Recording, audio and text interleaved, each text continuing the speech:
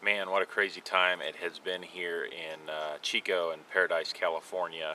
We arrived here on Sunday and got in about Sunday afternoon and drove into Chico, where we knew that Paradise E-Free would be meeting at about 4 p.m. And even driving in, you could just see the smoke line. And the sky, what looked like clouds, was actually just smoke. And the entire time I've been here, I don't know if you can tell or not, but there's actually ash falling. It's been falling constantly, and there's smoke, and it almost looks like flurries, but it's not flurries. You can see it piling up on the cars, and yeah, there's just this air of lingering loss about the entire area.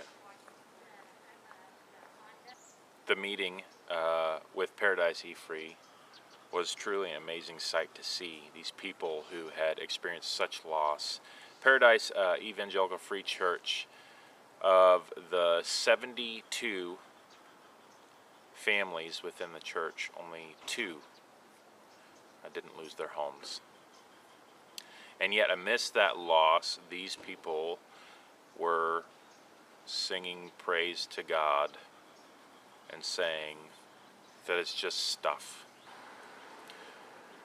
Almost every story that we heard that night was started with, "I thought I was going to die when."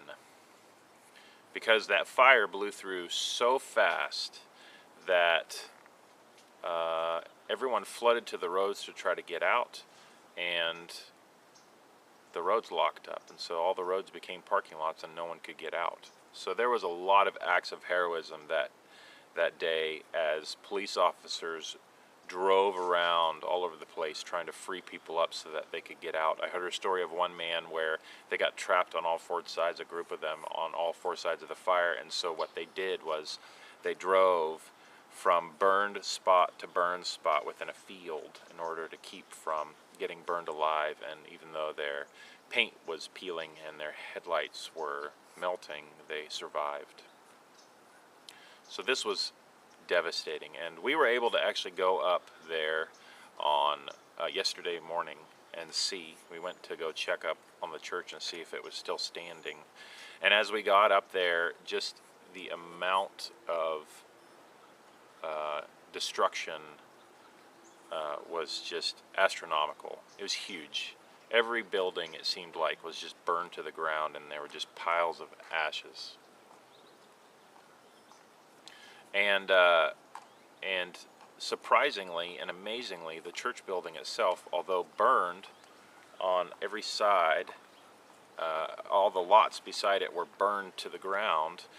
Paradise Evangelical Free Church was completely untouched. And although they won't have power for months, and the infrastructure of Paradise itself is gone, and most people don't have their homes, the church itself was spared, that with a couple other churches that we saw. But again, the loss, 70 families within that church lost their homes. And the growing sense I have is among these church members is that it's just stuff, that maybe God wanted them to be more mobile for a reason and have less stuff for a reason.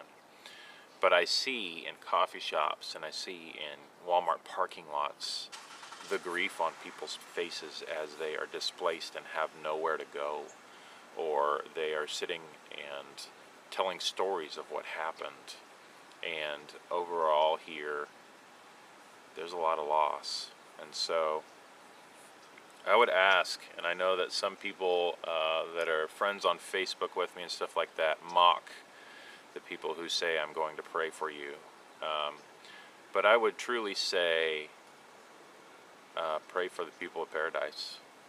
I've had several people ask, what can we do to help? What can we do today? And whenever there's a crisis that takes place, we see very clearly that everyone wants to meet everyone else's needs, physical needs. And you have organizations that flood in to meet physical needs. But within a human being, there's actually 5 basic needs that you have. You have the physical, the spiritual, the intellectual, the emotional, and the relational. And everyone floods in for a crisis to work on the physical. But just like with grief, when those physical needs are met, just like if someone loses their husband and they have the funeral, everyone floods in to help, and then they go away. And although after a grief they have a high point where their needs are being met, then everyone leaves, and the emotional, the relational, the spiritual, and the intellectual needs are still not met. And that is why 6 months after a crisis takes place, depression skyrockets and suicide rates skyrocket, because people are wanting to meet the physical needs but not really taking care of the needs that are most important to people, whether they realize it or not. And so that is why I would ask you to pray. And if you can, give to organizations. We have set up a fund. You can give to others, but give to organizations that you know that are going to be meeting more than just the physical needs, because the government, FEMA, Red Cross, all these organizations are doing pretty good at bringing stuff in and working to meet the physical needs.